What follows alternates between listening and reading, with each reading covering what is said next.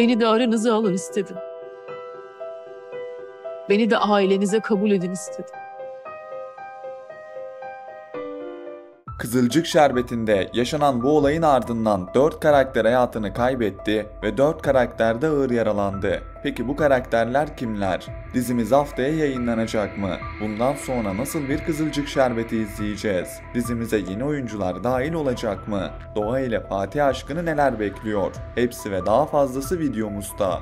Videomuza geçmeden önce umarız kimseye bir şey olmaz ve Görkem dizimizden gider diyenler videomuzu beğensin, sayımızı görelim. Ayrıca dizimizde en sevdiğiniz karakteri yorumlar kısmına yazmayı unutmayın. Kızılcık Şerbeti'nde sezon finali tadında bir bölüm izledik. Tam her şey yoluna girmiş, Görkem belasından kurtulacağız derken Görkem'in kötü planı sonrası kendi ailesi başta olmak üzere diğer iki aile de zor durumda kaldı ve bu yangın sahnesi dizimizin gidişatını değiştirecek. İlk olarak vedalardan bahsetmek istiyorum. Dizimizin sonunda yangında 4 karakterin hayatını kaybettiğini görüyoruz. Peki bu karakterler kimler? Bu karakterlerin ilki Görkem. Görkem bu yangın sonrası hayatını kaybedecek. Diğer karakter ise Görkem'in babası. Kalan iki karakterlerle ilgili tahminlerim ise birinin restoran çalışanı, diğerinin ise şarkıcı olacağı yönünde.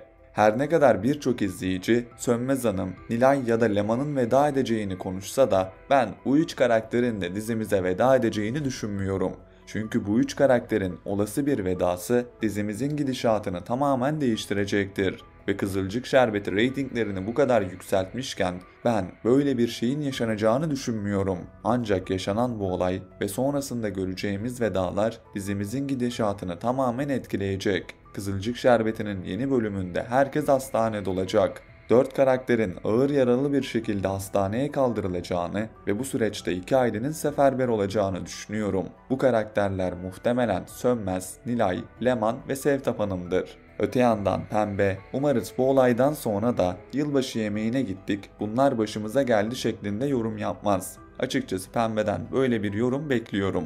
Öte yandan yaşanan bu kötü olayın ardından Doğa ile Fatih birbirlerine sıkı sıkı sarılacaklar ve bundan sonra mutluluklarını daha fazla ertelemek istemeyecekler. Doğa ile Fatih'in kısa bir süre geçmesinin ardından tekrar evleneceklerini, her ne kadar Doğa'nın Fatih'le ilgili ön yargıları devam etse de artık mutluluklarını daha fazla engellemeyeceğini düşünüyorum.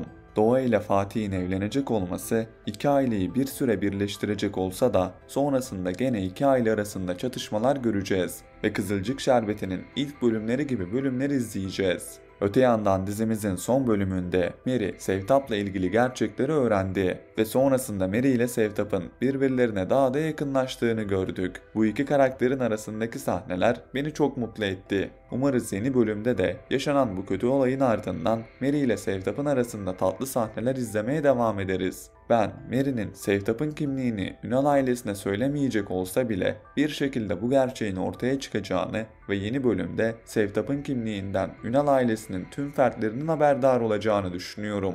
Nilay bu gerçeklerin ortaya çıkmasının ardından ne yapacağını bilemeyecek. Ancak bu süreçte Ünal ailesi hem Nilay'a hem de Sevtap'a büyük destek verecek ve Nilay bu destek sonrasında artık annesinden utanmayacak, annesine sahip çıkacak.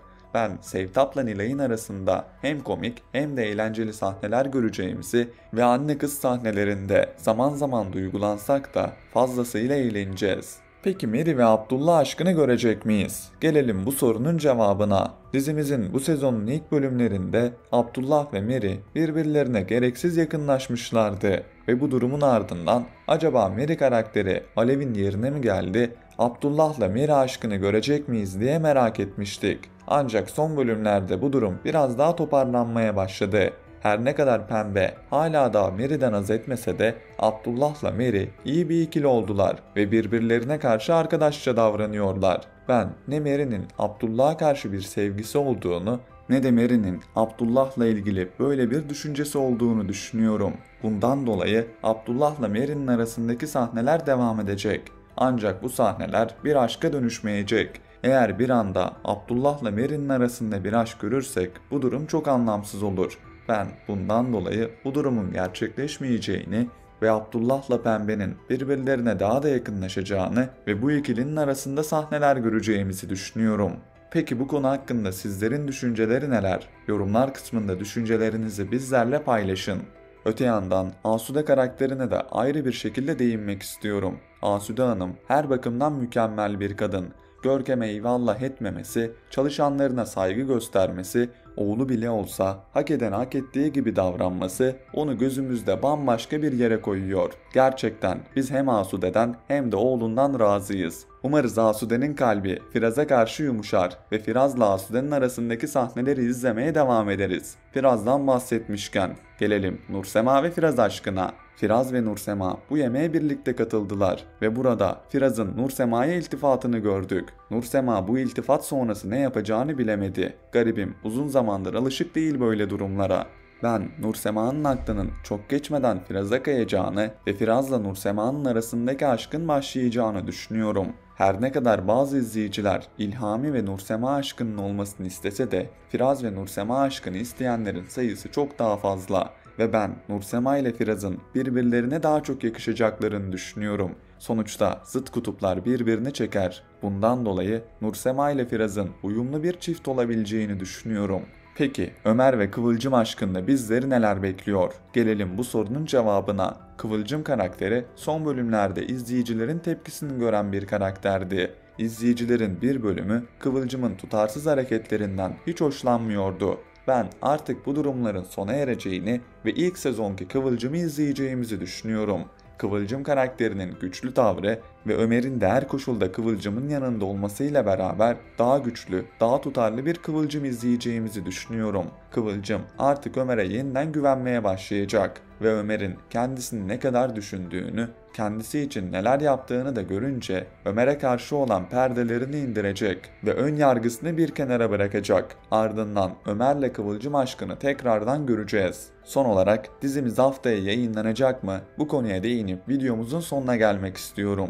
Her yıl olduğu gibi bu yılda reklam anlaşmaları nedeniyle Kızılcık Şerbeti'ne bir hafta ekranlardan uzak kalacağız. Dizimizin 3 Ocak'ta yayınlanması beklenen bölümü yayınlanmayacak ve dizimizi 10 Ocak'ta ekranlarda göreceğiz. Bu süreçte Kızılcık Şerbeti ile ilgili videolarımız devam edecek. Peki dizimizle ilgili sizlerin düşünceleri neler? Sizce yeni bölümde neler yaşanır? Yorumlar kısmında düşüncelerinizi bizlerle paylaşın. Ayrıca dizimize destek olmak için kanalımıza abone olup bildirimleri açın. Yeni gelişmelerde görüşmek üzere. Hoşça kalın. En sevdiğin Kızılcık Şerbeti repliği. 3 saniye var. Sakin ol Kıvılcım. Durdursana bir saniye abi. En sevdiğin Kızılcık Şerbeti repliği. Çabuk. 3 saniyen var. Ay kustum kızılcık. Hadi öptüm ben çıkıyorum.